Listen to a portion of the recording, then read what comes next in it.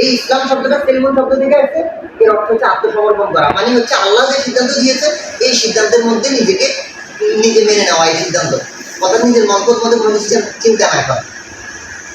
এখন আমি যদি কি করি, নিজের মনপথ মধ্যে চিন্তা করি, যদি আল্লাহর কাছে আল্লাহর সিদ্ধান্তটাকে না মেনে নিই, যদি আমার মন মতো কোনো কিছু চালাই, তাহলে আল্লাহ বলছে এটা আল্লাহর কাছে গ্রহণযোগ্যতা পাবে।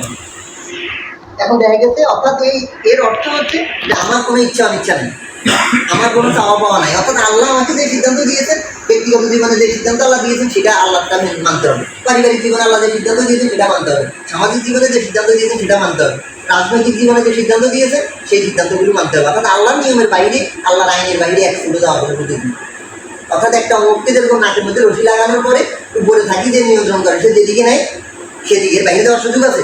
যখন সে উল্টা পথে যায় খুব দ্রুত করে টান দেয়, টান দেওয়ার পরে সে চিন্তা করে যে না, আমার মালিক আমারে কি করছে, ব্রেন করাই দিচ্ছে যে আমি আমার মন মতো যাইতে পারবো না। অর্থাৎ আমাদেরকেও আল্লাহ রাব্বুল আলামিন আমাদের নাকের মধ্যে রশি বেঁধে রেখে আমাদেরকে ব্রেক করে দিয়েছে যে আমরা ইচ্ছা করলে আল্লাহর আইনের বাইরে যেতে পারবো না। আমরা যদি আল্লাহর আইনের বাইরে যাই তাহলে কি হবে, আল্লাহ সাপ বলে দিয়েছে তোমাদের এটা আমি গ্রহণ করবো না, অতএব তোমরা পরকালীন ক্ষতিগ্রস্ত করবে। তাহলে বোঝা গেল যে আমাদের জীবনের সকল সেক্টরগুলোকে আমাদেরকে ইসলামাইজ করতে হবে। এটাই হচ্ছে আল্লাহর পক্ষ থেকে দাবি। আল্লাহ এই ব্যাপারে আবার আরেক জায়গায় বলেছেন, সূরা আনআমের 15 নম্বর আয়াত। আল্লাহ বলছেন ওয়াতাম্মাত কালিমাতু রাব্বিকা সিদকান ওয়া আনজালনাহু মুবাশশিরান বিকালিমাতিন ওয়া হুয়াস সামিউল আলীম। আল্লাহ বলছেন যে আল্লাহর কালেমা, আল্লাহর কথাগুলো হচ্ছে একদম সত্য এবং ইনসাফে পরিপূর্ণ, ন্যায়ে পরিপূর্ণ। লা মুবাদদিলা লিকালিমাতি, বলছে আল্লাহর এই কালেমা, আল্লাহর এই কথা, আল্লাহর এই আইন, আল্লাহর এই ল, কোরআনের আয়াতগুলো কেউ পরিবর্তন করতে পারবে না।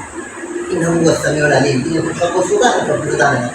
তাহলে বোঝা গেল যে যিনি পুরো হোল সৌরজগৎটা, পুরো জগৎটা নিয়ে যিনি জানেন, তিনি আমাদের জন্য এই কনসেপ্ট, এই বিধান, এই সংবিধান তিনি আমাদের জন্য এটা দিয়েছেন। অতএব আমরা এই বাইরে চলা মানে হচ্ছে আমরা যতই লেবাসে শুরুতে মনে করেন যতই সমাজে মর্যাদাশালী হই, কিন্তু আল্লাহর কাছে মর্যাদার জায়গায় একটু থাকবে না আমাদের সম্মান।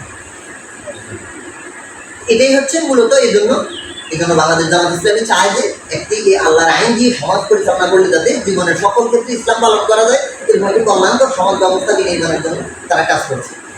এবং তাদের এই গণসংযোগ অর্থাৎ কয়েকদিনের যে তারা দাওয়াতি কাজ, অর্থাৎ বাংলাদেশে, বিশেষ করে বাংলাদেশে যত মুসলিম আছে সকল মানুষগুলোর কাছে ইসলামের এই কনসেপ্ট, এই দাওয়াতটা, ইসলামের এই মেসেজটা পৌঁছানোর জন্য তারা দাওয়াতি কাজ করছে। যারা কর্মী তারা কী করছে, দৈনন্দিন আরেকটা ভাইকে এই ইসলামের পক্ষে আনার জন্য চেষ্টা করছে। কারণ আমরা মনে করি যে আমার বাপের নামে মুসলমানের নিয়ম অনুযায়ী নাম রাখা হয়েছে, আমার পরিবার মুসলমান, মনে করি আমরা এটাই ইসলাম। না, একজন মুসলমান তাকে তখনই বলতে পারবে যখন তার পরিপূর্ণ ব্যক্তি জীবন, পারিবারিক জীবন, সামাজিক জীবন, রাষ্ট্রীয় জীবন, সকল জীবন যে ইসলামের আলোকে চালায়, তাহলেই হচ্ছে আপনি তাকে বলতে পারবেন যে সে মুসলিম।